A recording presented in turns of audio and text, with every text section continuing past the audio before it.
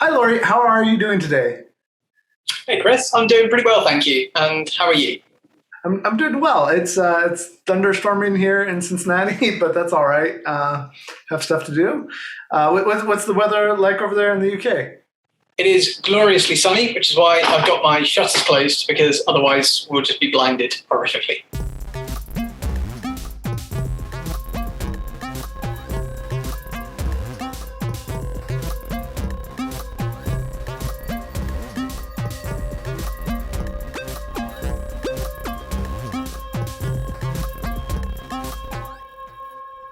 Usually, I don't talk about the weather, but your game, Earth Rising, has to do with um, producing a game in a sustainable way, and that seems relevant to the weather, especially the way this year is going. We're heading to the apocalypse right now.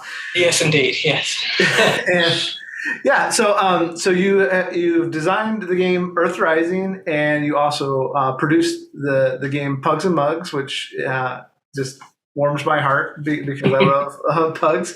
So we're going to talk about your games today, and we'll talk about what brought you into gaming and all that fun stuff.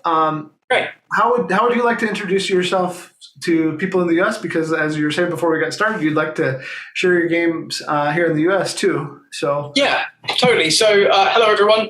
I'm Laurie Blake. I'm an autistic game designer. I'm from the UK, Brighton, right down in the bottom, next to the sea. I generally make thematic or setting-based games, games where I'm looking to marry sort of the setting or style of whatever it is I'm looking to present and make it really, really tight to the mechanics so that it's as flush as possible. My first game that we released was Pugs and Mugs, as Christopher said, which is there.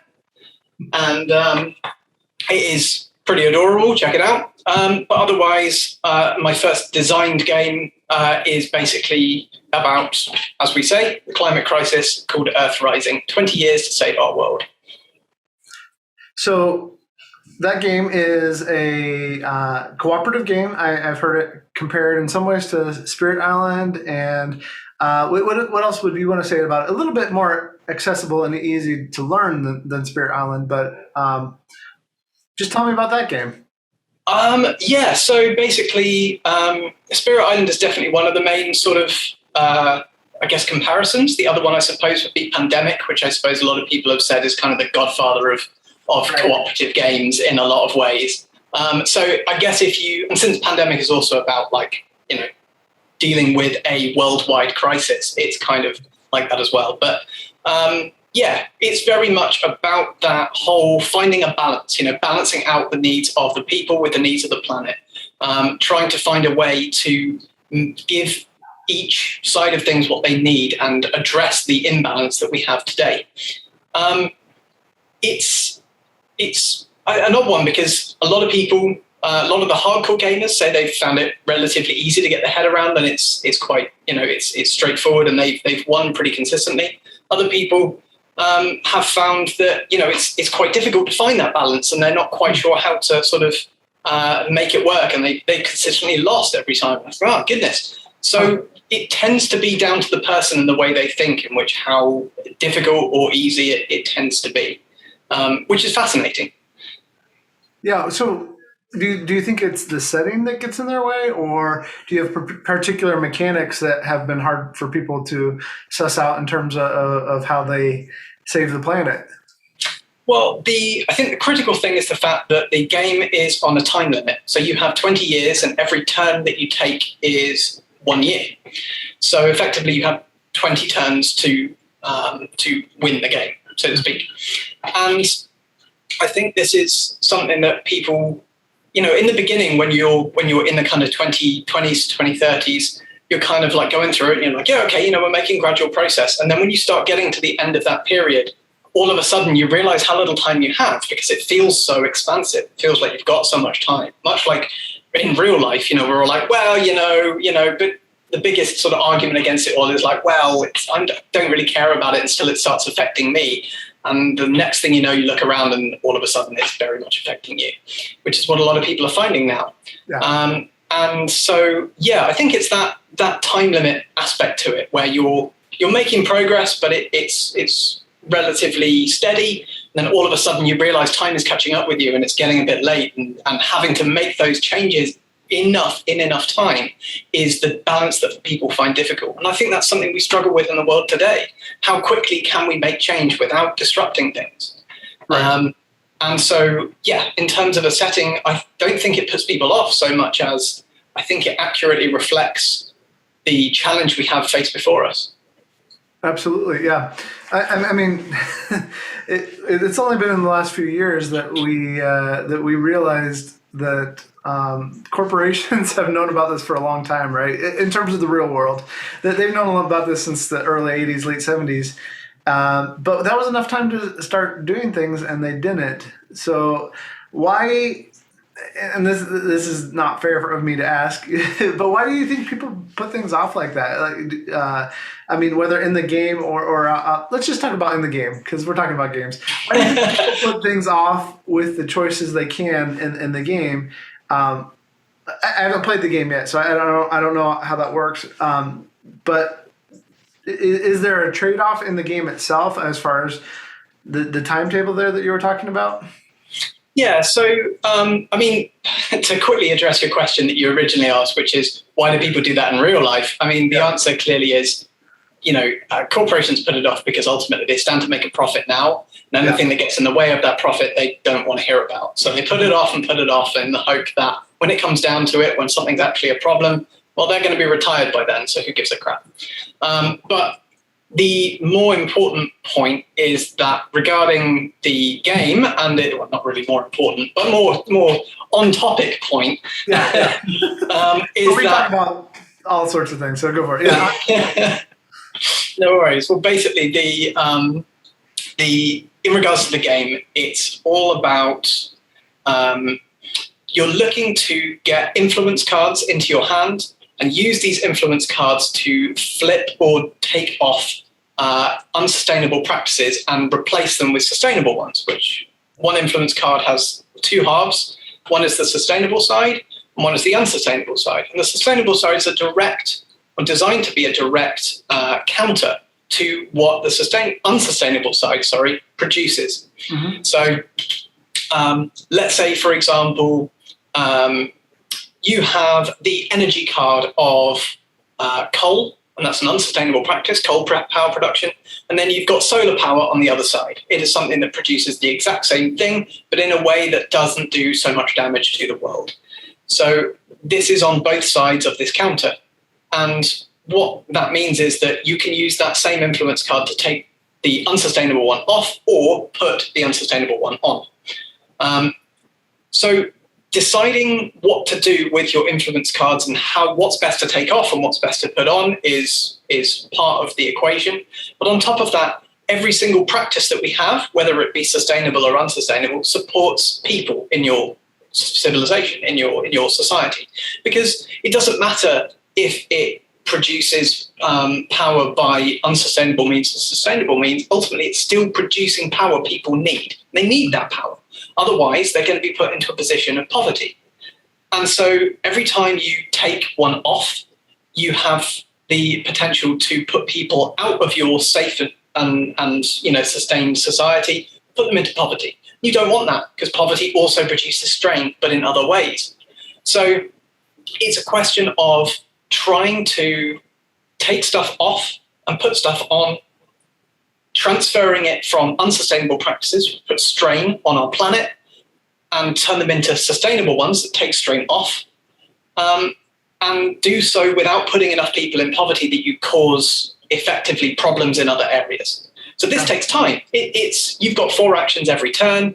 You're trying to utilize what you've got best. You can give it to other characters who can do stuff in better ways. So, for example, if I'm playing the energy player again, and I have an industry card in my hand, I can either use that industry card with an additional one to put a practice into the industry sector, or I can give that one industry card to the industry player and they can use that one on their own. Mm. So it's effectively 2 for 1 if it's not in your sector, or it's just 1 for 1 if it is. And what that means is that you have that question to ask. Is it better in the long run for me to give this influence card to the person in that sector Or is it more important that I use additional cards to make use of it now, and as a result, maybe make less strain this year as opposed to next year? And so it's all those trade-offs, it's all those decision-making of like, what's the best course of action? How do I best approach this sort of stuff? Do I need to not do anything with those cards, and actually do I need to sequester full strain off that sector? Do I need to use my special ability, which is, each character has their own isometric ability that allows them to do their own little thing in a special way? Maybe that's a more important action. And ultimately, it's about sort of looking at the board and discussing together what the best way forward is. Whether or not you win or lose, the most important thing, actually, for me, is that by the time you come to the end of your 20 years, even if you don't make it completely sustainable, which is where you take the burdens, the ecological burdens, where our strain goes in order to sort of represent how much pressure we're putting on the planet, you can, once you've cleared them, you can flip them into the center. So you're increasing how much space you have to sustainably support people. And if you get all of them into the center, then you win. And if you don't, then you lose. But if you win or lose, regardless, even if you do lose, regardless of how you do, it will always be better just by having made the effort. Just by having done your best, your society will always be better. It will always look, it will always put less on the planet. It will be better for its people. It will have more sustainable practices, because ultimately it doesn't matter about the time limit. What matters about the progress. So that's the most important takeaway from Earthrising, really. Rather than winning or losing, it's all about seeing how we can make that progress in real life. And that's the other thing. I know I'm going on a bit now, but basically, the other thing is that every single one of these practices, both sustainable and unsustainable, all of them are real life practices. Every single one is a real thing. There's no science fiction. Everything's been proven that it will be able to, well, in its own little way, turn the tide. But it takes a lot on all sides, and it's that synergistic look at our world that makes the difference. It's not just about agriculture doing its part. It's not just about us having better infrastructure. It's about all of them being a little bit better in all their ways. And that's kind of how it is. That's Earthrising. No, that sounds good. I like the more realistic cost benefit analysis that's going on internally within the game. Because when you were talking, that made me think. A while ago, I was driving Ohio. If you're not familiar with American geography, Ohio is close to West Virginia, which is a big coal state.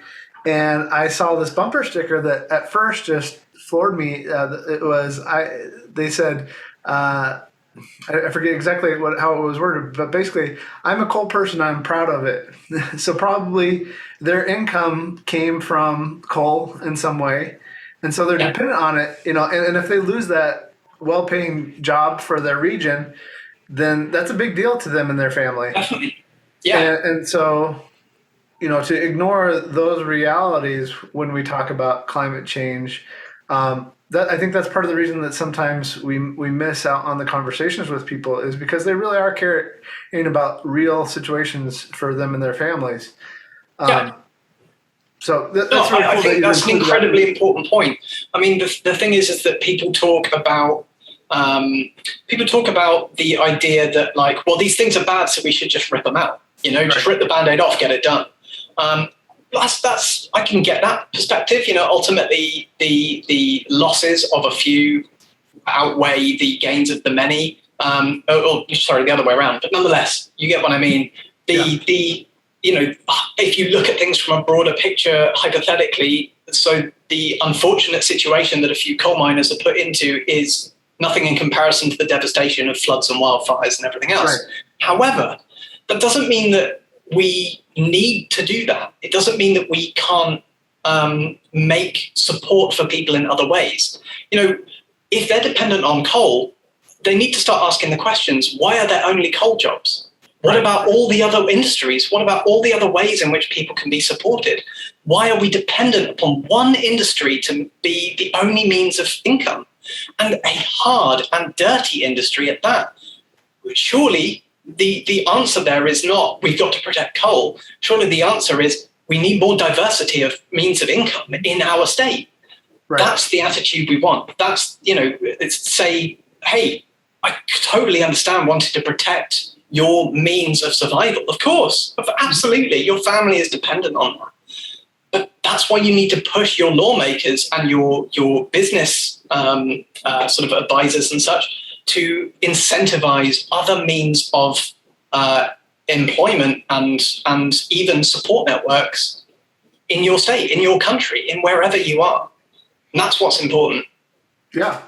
And I think that's important. And that's a good way, talking about in terms of incentivization, is a good way we can bring game theory into real life. But I mean, it's true that the way that we think and interact with other people related to these things can change the conversation. So I love that.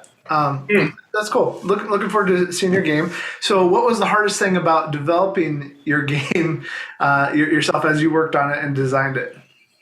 So a lot of people are surprised to know that I actually have no background in climate change whatsoever. I have no background in ecology or anything like that. I'm a game designer first and foremost. Mm-hmm. And back when I first started in designing Earthrising, it was after I by chance saw the film 2040, which is a documentary all about basically, are we able to use what we have in order to change the world in 20 years? Which, as you can tell, was quite a strong sort of inspiration for this game.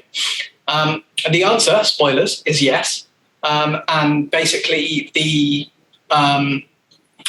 thing with it was that when I first watched it, I was actually really depressed about the climate situation. I kind of thought like there was nothing we could do. I kind of felt really like, it's impossible. It doesn't seem to matter how much people say they're going to do something. They don't seem to ever do it. And yeah, this movie kind of completely switched my mindset around. It completely gave me a new perspective on the whole thing. And it gave me a visual idea based on the donor economics theory about how you could present this whole problem in a really accessible and really easily understood way. And I have to admit that I first designed the sort of core premise for this idea within about 4 hours of seeing the film.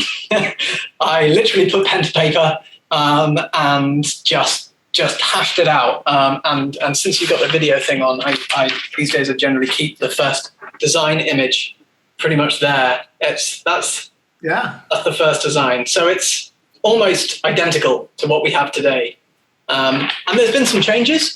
There's been some, I played it with Kate Rayworth, who designed the donor economics theory, and I played it with Damon Gameau, who was behind the 2040 documentary, which was awesome. And basically, they gave me such incredible advice in regards to how to make it more reflective of our situation, how to make it like, for example, as we were just talking about the employment stuff, it used to be in the very early stages of it, you would have each practice would put a meeple just on its own as employment. Like that practice is employing that meeple, and that's that simple. Mm-hmm. And they kind of opened my eyes to the fact that actually it's not as simple as employment, because a society should be supporting its people in more ways than just employment. Because ultimately you can get money through a variety of different means. The important thing is that you have enough to get by. Mm-hmm. And not to mention that these practices support people in more ways than just the direct means of giving them money, because it doesn't matter how much money you have. In fact, right now is a perfect example, because in the UK at the moment is a food shortage. It's not that we don't have the food. It's not that we can't afford the food. It's that because of Brexit, we don't have enough truck drivers to transport the food to where it needs to go. So we are at a food shortage despite having well-paying jobs, despite having the means of gaining the food, but nonetheless, we lack the infrastructure to be able to support our people. Ultimately, support is given through lots of different ways, and it isn't as simple as employment. It isn't as simple as we have the food. It's all about all the different means of getting stuff to people have to be in place. Otherwise, the whole system breaks down. And that's what support's all about. So now it's a case of like every one practice token, regardless of the side, supports 2 different people. To kind of show that it's not just about those who are in employment in that sector, it's about everyone being a part of that system is able to be supported by it. So yeah, little things like that. So it's been so eye-opening doing this game because I have learned more in these last 2 years than, oh my God, maybe ever. Like there are some things I wish I didn't know, and there are so many things I'm so glad I did know, because most people think that the more you learn about climate change, the more sort of depressed you become. Yeah. But actually, if you learn the right things, if you learn about the solutions rather than the problems, everyone focuses on the problems because they're like, we've got to do something because of bees. But if you learn about the solutions, if you learn about the things we can do, suddenly you find yourself just so buoyed up with hope that you're like, this can be done. We just need to make it happen. And yeah, so that's what I wanted Earthrising to convey. I wanted Earthrising to give people that hope. I wanted them to play a game and go, hey, it can be done. That's fantastic. So that's the ultimate goal. That's the top tier kind of close to my heart goal. Well, you made me think of a lot of different things while you're talking about that process for you. Your background is in creative writing, correct? That's right, yes. Okay. I mean, have you considered after this is done, expanding this I mean, it's our universe, but it's parallel, right? So have you considered doing like a GM-less RPG or something like that is to go along with it? I mean, you're already in the co-op sphere, and you're talking about a lot of things that are more complex than can be solved in just one game. Or am I just throwing something weird on I mean, so just to be really upfront, like I'm a big fan of role play games. Like I've done them for the last 20 odd years, and I'm absolutely on board with that idea. That's great. The way that Earthrising works is that it's very much about that kind of zoomed out, this is the grander scale of things. And I'm unsure that on a role-play game scenario, which is normally a very much zoomed in kind of just on individual scale of things, I'm unsure how that would work. But you know what? I am well up for that conversation. I would love to have that chat with you. I don't know if this podcast is the one to do it in, but I want to hear about that idea. No, I think that there's a lot of interconnected choices that brings up that I don't know that you have the room to explore in a board game. I've talked about this with friends before, that like board games and tabletop games are great, but board games especially, they tend to limit how much we can fully explore a narrative. And I like what I'm hearing about Earthrising, but like it also makes me think like, oh, there's so much more there. And that's all I'm thinking when I hear you talk about this. So because it sounds like you have done a lot of research and you've contacted people and worked on this a lot. So you're launching later this month with the Kickstarter for Earthrising, correct? That's right. August 24th. August 24th. Okay. Yeah. And it will be available outside the UK, right? Yep. Okay. It will be available most places, actually, most of the world. Most of the world, okay. Cool. I mean, we've had listeners in Australia. I don't know why, but it's very definitely available in Australia. After all, the 2040 team are based there, so I could not let them have a copy. So, So related to all that, are you producing the game then locally with local manufacturers, or how does that work out related to the sustainability that you've talked about? Okay, so yes, our game is going to be produced at 100% sustainability. So that's not that the game is 100% sustainable, but the production of it is. Yeah. And the only place that we could find that would do 100% sustainable production is in China. Now, this has caused a lot of discussion in the board game world because, after all, a lot of people are talking about how, the amount of miles that something has to go in order to be in order to be made in China. Hypothetically, that's a lot of emissions. That's a lot of planetary strain, as it were. Yeah. And I've talked about this extensively, but the gist of it is basically that we've found we can do the most good by producing our game in a 100% sustainable manner, and then offsetting all of our shipping emissions through reliable carbon offsetting programs. Okay. And the most important thing for this is that where can we make the most change? And the answer basically is we can't really affect the logistics industry. We're a tiny little board game producer. We can't, if we were to throw our weight around in there and be like, well, I'm only accepting, I'm only accepting shipping that is 100% green. There would literally not be a place on earth that would offer that. And furthermore, nobody is going to bend to that. Right. So we'd have to offset anyway. We'd have to make some degree of offsetting, even if, the only alternative basically is carrier pigeons. So that's the only sustainable way I can think of that would be able to get games across the world. And then we're into animal cruelty territory. But I joke. Anyway, point is that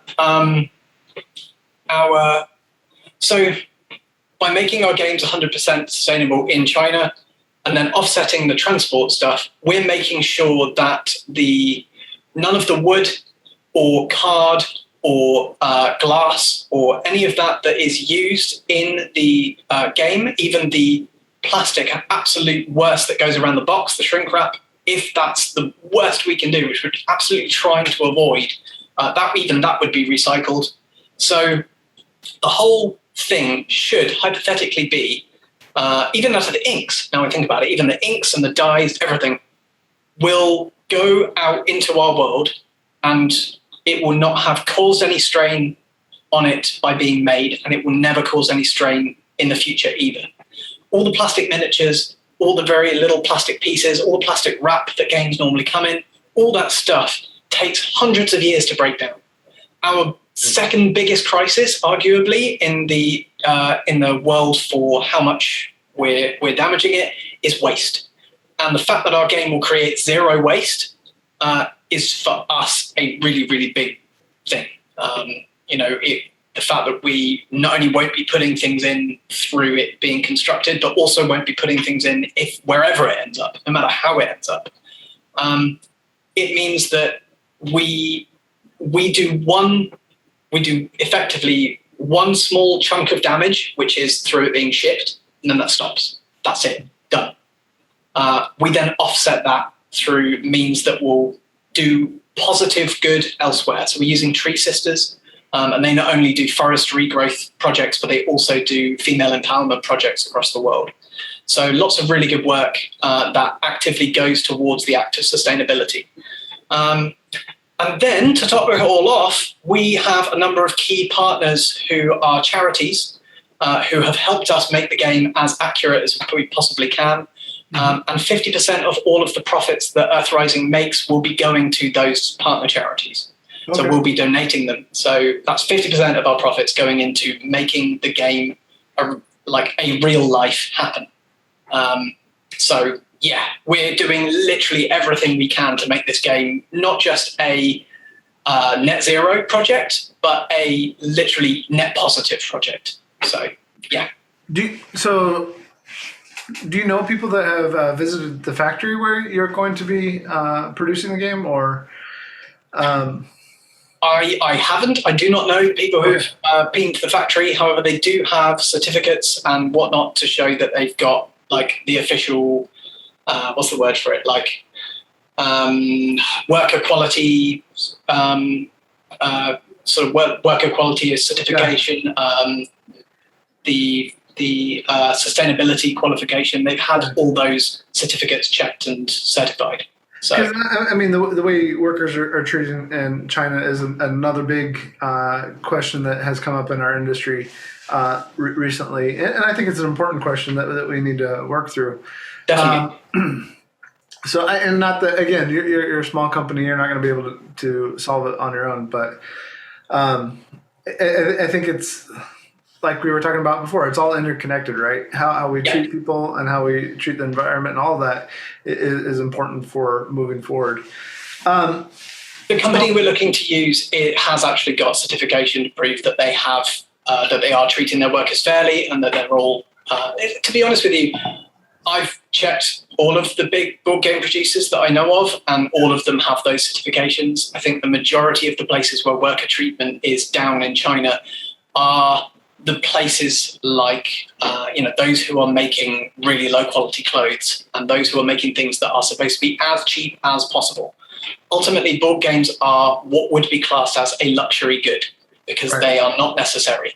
And so as a result, generally, they're not the kind of organization or business type that would be able to get away with treating its workers badly. You're pretty safe when it comes to board game manufacturing, but it's important to look out for sure. So on that note, because I don't care who I offend, how do we get better at this materialism thing that we have a problem with in our? I'm really putting you on the spot here. This materialism thing that we have a problem with in board games, because board gamers love to collect. It's a natural human condition. People like to collect things, whether it's seashells or beads or cars or board games. If they can, people generally will collect. Is there a way that we can become more sustainable in our collecting in the hobby that you've thought of? So, I mean, that's a big question, right? It's a huge question, but you know what? It's a reasonable question, and I think the biggest. I mean, I'm obviously a little bit torn here because naturally, if people stop buying board games, I'm out of a job. But nonetheless, the fact is that, we need to lower the amount that we are purchasing, and that's in general, not just with board games. And I think the most important thing is consider replayability. Yeah. Consider whether or not this is the kind of game that you'd want to play multiple times. Are you going to play this once, put it on your shelf, forget about it, trade it in, whatever? Is it worth it then? How much plastic is in that box? How many plastic miniatures are you adding to the world's landfills in the future? Is it worth it? When you look at the board game and how it's produced and what it's got in it and all the rest of it, I think it was the Skyrim game. I hate to literally point fingers, but there are some games out there that you look at and you're like, Jesus, that's you could make a chair out of that plastic that's in that game. Goodness, Jesus. Yeah. So it's pretty crazy, and I think it's important for people to start looking at what they buy in a general sense, not just board games, and what they feel they need. How much benefit will this bring to your life? If you buy this game, will you play it again and again? Will it be the sort of thing that you will look at on your shelf and go, "Oh, I'm so glad I got that. That's going to be so much fun next time I play it." Will you get a great time out of it? Is it the sort of thing where you're taking a gamble, but you think it looks pretty cool, so maybe go watch some videos, go play it online. Many games can be played online before you kickstart them these days. Yep. Check these things out. Make sure that what you're buying is actually something you want to commit to. That often makes the difference. Having those little checks and balances in your head that make you go, maybe I shouldn't, but actually now I think about it, I want to. Will always be a better purchase than one that you go, go for it. You'll always be happy about it. That's the most important thing actually, is that we're happy with our purchases. We're not buying because we feel we have to.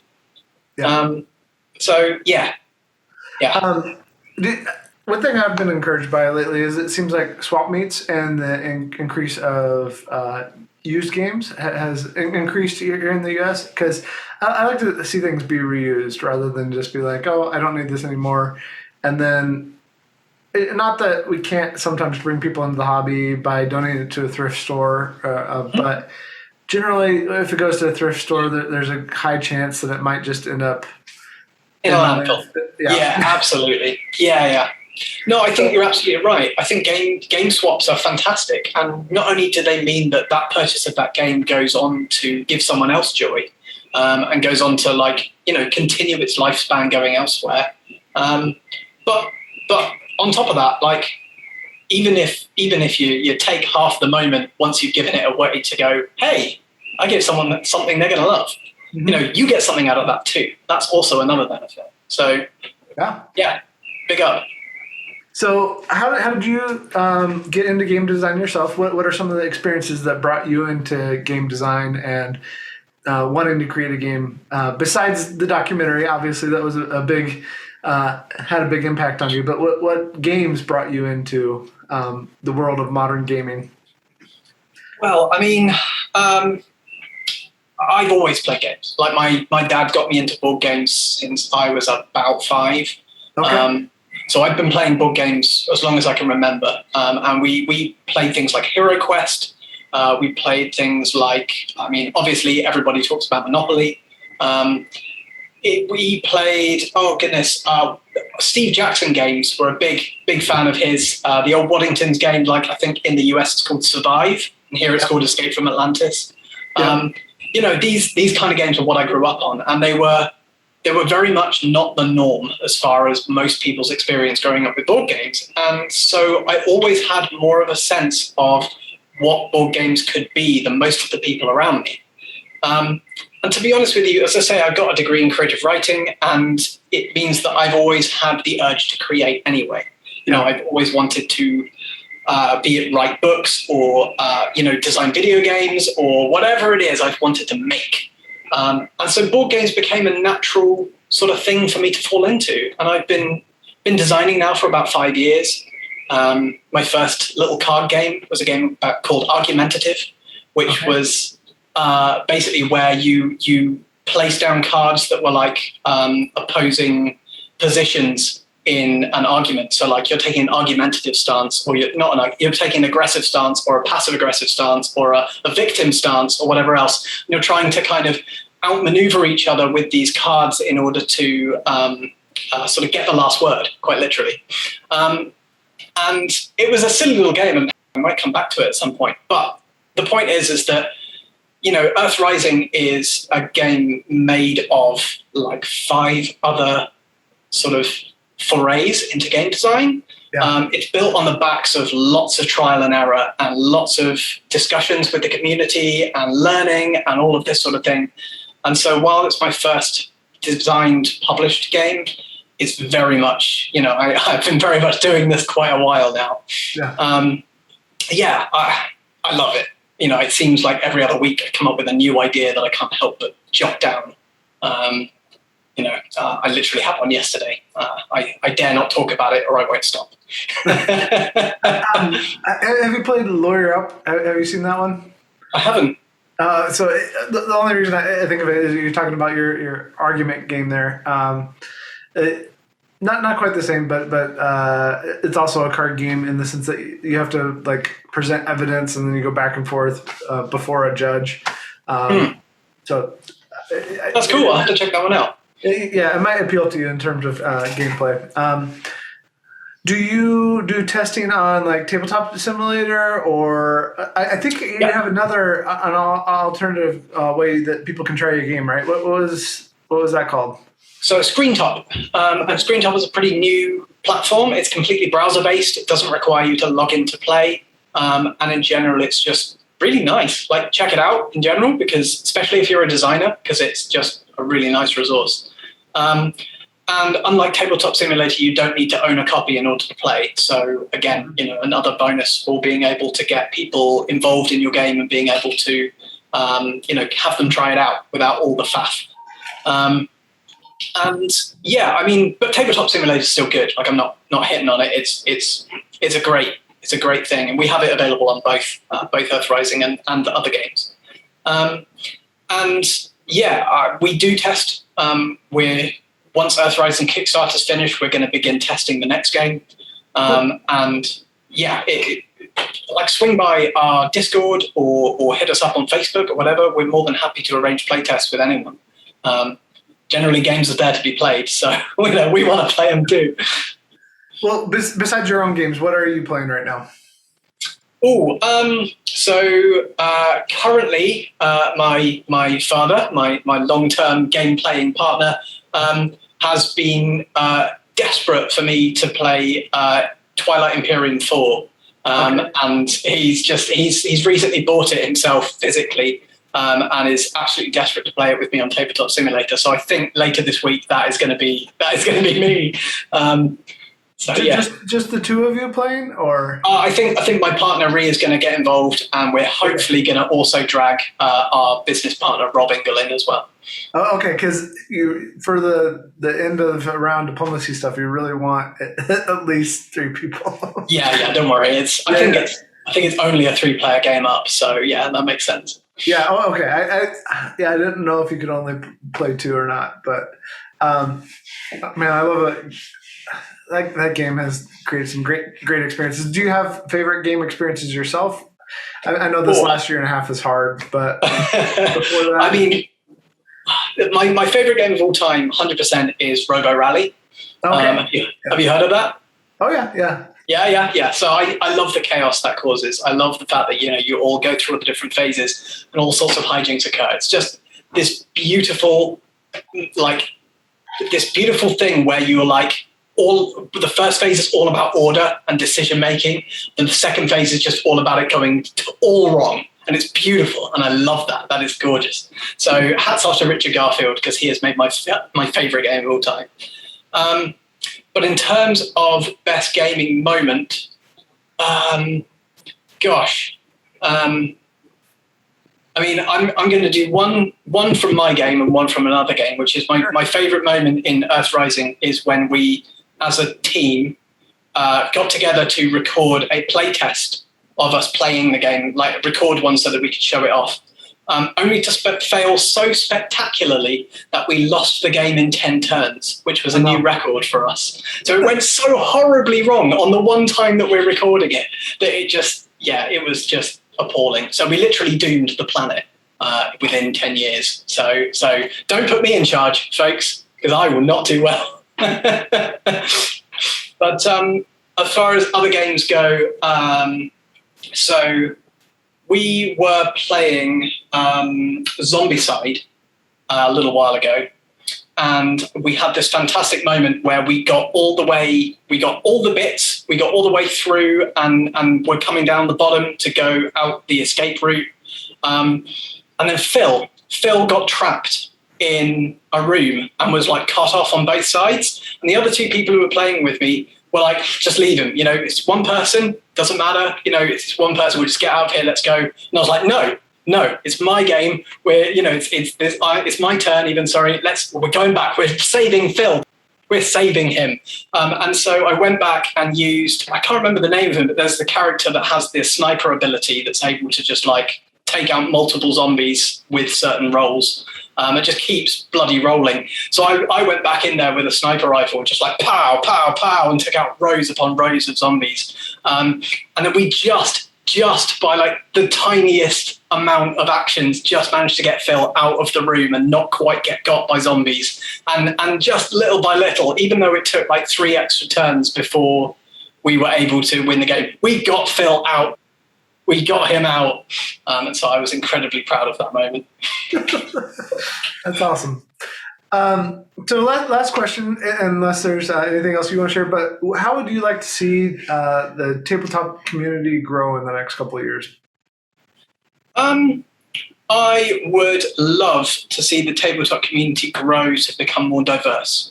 That's not a very popular thing to say in the tabletop community, but we just do not have that many both designers and reviewers and creators and general people as a whole that aren't, to be honest, male and pale.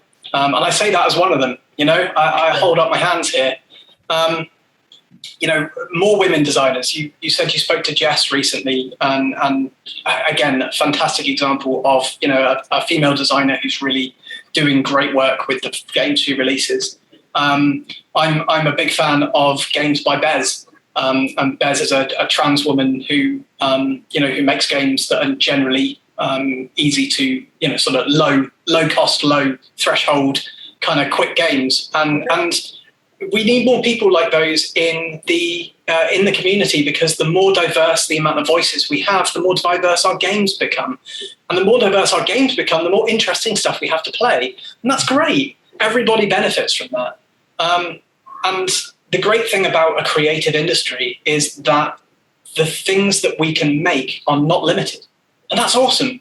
And I want to see more exciting, different things that we can make, rather than just another game about us going through space, or just another game about us fighting zombies. Like, they're great. Like, some of them are fantastic, but some new, fresh takes on our on the games that we play would be really a big breath of fresh air for me. So personally, that's what I think needs to be pushed forward. Great. Following up on that, do you have ideas? For amplifying those voices in the industry?